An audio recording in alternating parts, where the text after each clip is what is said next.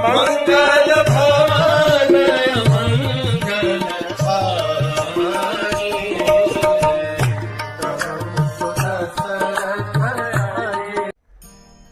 हरे कृष्ण। सीता को रावण अपहरण करके लेके गए, जा रहे थे। सीता अपने एकदम इमीडिएट अतीत के बारे में सोच रही थी कि किस प्रकार से राम और लक्ष्मण दोनों को अपने से दूर करके सीता ने अपने जीवन की सबसे दो बड़ी गलतियां की हैं। इसी बीच में उसने पेड़ों से, वनों से, पक्षियों से, जानवरों से भिक्षा मांगी कि राम को बताओ, लक्ष्मण को बताओ कि रावण मुझे अपहरण करके लेके गया है। और जब इनकी इसकी किसी ने भी नहीं सुनी, तब सीता की आंखें किसी चीज पर पड़ी जिससे उनके मुंह में एक मुस्कान आई। क्या थी वो? वो था जटायु का दृश्य। जटायु कौन है? जटायु और उनके भाई संपाति, ये दोनों ही सूर्य के जो सारथी हैं, जिनका नाम अरुण है। हम कहते हैं ना, जब सुबह सुबह सूरज के आने के पहले लालिमा आती है, तब हम कहते हैं देखो अरुणिमा आ गई है। तो वो अरुणिमा क्या है? सूरज के आने के पहले जब उनके सारथी दिखते हैं, वो अरुणिमा। और जब सूर्य ढल जाता है उसके बाद भी अरुण दिखते हैं, वो अरुणिमा।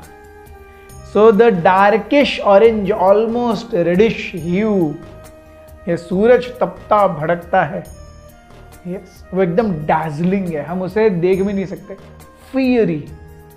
लेकिन उसके साथ में जो शांत रेडिश डार्क ऑरेंजिश ह्यू आता है, वो अरुण है, जो कि सूर्य के सारथी हैं। अरुण के ये दो बेटे, जटायु, संपाति। संपाति बड़े, जटायु छोटे। और ये दोनों गिद्ध इतने विशालकाय, इनमें से जो छोटे थे जटायु, वो बहुत ही ज्यादा फुदकते, चंचल, लचीले, कुछ कर गुजरने की इच्छा, बहुत ही जैसे एक छोटा बच्चा जैसा होता है, हर किसी चीज में हट, ऐसे। और बड़े भाई संपाति एकदम धीर, सुशील, शांत, अपने भाई को हमेशा रक्षा करते हुए। लेकिन एक बात दोनों में कॉमन थी, दे बोथ लव्ड एडवेंचर। ये दोनों ही एड्रेनलिन रश को बहुत ज्यादा प्रेम किया करते थे। लेकिन इन दोनों में से भी जटायु थे, वो किसी चीज की सुध बुध रखे बिना किसी भी चीज के ऊपर कूद जाया करते। और जितना एड्रेनलिन रश होता, जितना एडवेंचर ज्यादा होता, उतना जटायु एकदम फुदकते। He would become very happy. हमेशा Jatayu would be in front to propose some Herculean adventure, and Sampati would say okay, yes, and he would come along. लेकिन आज उन्होंने कोई एक ऐसी एडवेंचर सोचा था कि अब एडवेंचर हो ही क्या जहां पे जान की खतरा न हो। तो दोनों ने ऐसा एडवेंचर सोचा जिसमें बहुत जान का खतरा था। एडवेंचर क्या था? हम सूर्य के ऊपर जाकर के अपने पिता अरुण से मिलके आएंगे। और दोनों अपने पिता अरुण के प्रति बहुत गर्व किया करते थे। हालांकि अरुण जी का सो कॉल्ड जॉब जो था सूर्य के सारथी के रूप में, which means he could definitely have no leaves and he had no time for Jatayu and Sampati. Still, they were very proud of his father. They were very proud children. तो जब जटायु ने कहा भैया संपाति हम सूर्य के ऊपर जाएंगे, संपाति ने भी सोचा शायद अरुण के बेटे हैं तो सूर्य थोड़ा देख दाख के ठीक है भैया टेम्परेचर कम कर लो, उनको टेंशन न हो, वो जले नहीं, सोच करके ठीक है। तो दोनों उड़ चले। उड़ते उड़ते Jatayu was very happy, frolicking everywhere, running around, अपना कोर्स ट्रेजेक्टरी छोड़ करके। और Sampati was trying to cover him. Yes, क्योंकि संपाति बड़े हैं, वो बड़े गिद्ध हैं, उनका पंखों का फैलाव बड़ा है। He is always protecting Jatayu. तो जैसे जैसे ऊपर जाते गए, at one point heat and sun's rays became scorchingly heavy. और यहां पर संपाति को थोड़ा डर लगने लगा कि शायद हमारी ये फ्लाइट पूरी हो न हो। लेकिन जैसे ही सूर्य समीप आता जा रहा था, जटायु की तो एड्रेनलिन रश इतना बढ़ गया था, he was just going on and on and on and on and on. और Sampati was keeping it tough to keep track with Jatayu, finding it tough to keep track with Jatayu. Jatayu दौड़े जा रहे थे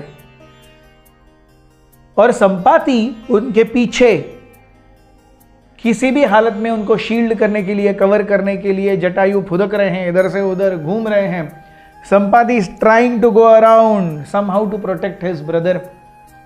इसी बीच में सूर्य को पता चला कि देयर इज अनऑथराइज्ड एंट्री, और सूर्य ने एक अग्नि की बहुत ही धधकती ज्वाला उन दोनों के ऊपर फेंक दी।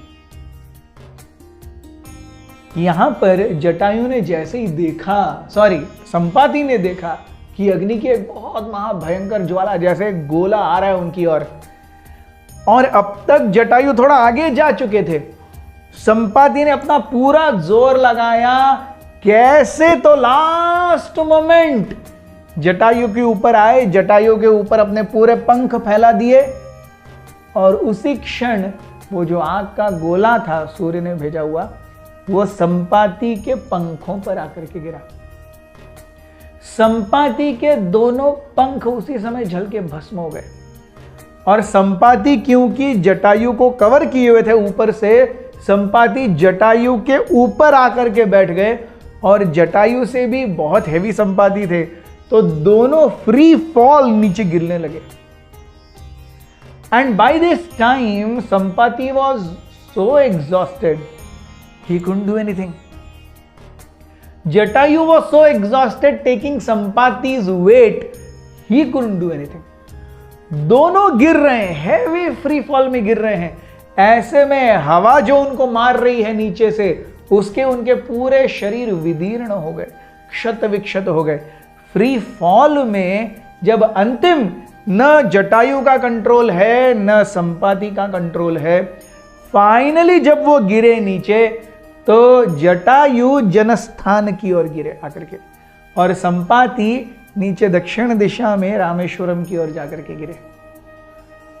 तो दोनों गिरे, दोनों ही क्षत विक्षत हुए। जटायु इस ऐसे भयंकर हादसे से अपने आप को अपने भाई के पंखों के जलने का जिम्मेदार मानते हुए जटायु को बहुत बुरा लगा, और उनकी अकल भी ठिकाने आ गई। उन्होंने सोचा कि अब से it is time to really live a responsible life. उन्होंने सोचा जिस प्रकार से मेरे भाई ने मेरी सेवा के लिए, मुझे प्रोटेक्शन देने के लिए अपने आप को न्यौछावर कर दिया, उसी प्रकार से मैं भी किसी न किसी के लिए तो अपने आप को न्यौछावर कर दूं। जटायु को पता नहीं संपाति जीवित है कि नहीं, संपाति को पता नहीं जटायु जीवित है कि नहीं, केवल इतना है कि जटायु उड़ सकते हैं, संपाति के पंख जल गए हैं। और इन्हीं जटायु को सीता ने देखा था। That rose a ray of hope in Sita's mind that still everything was not ordered. Thank you very much. Hare Krishna.